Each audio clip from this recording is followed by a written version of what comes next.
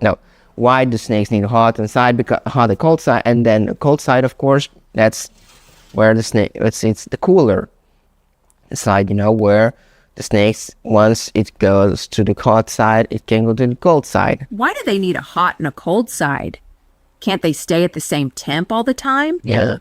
So to do it really simple for you, they need a cold side and a hot side for the simple reason that these guys are not like us. For example, or the dog, when he's feeling hot, it can sweat.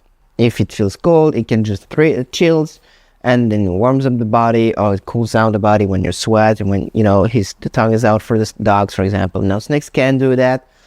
So what they need is external thermal source, which is why, for example, you have all these heat projector. Let's pop this one up.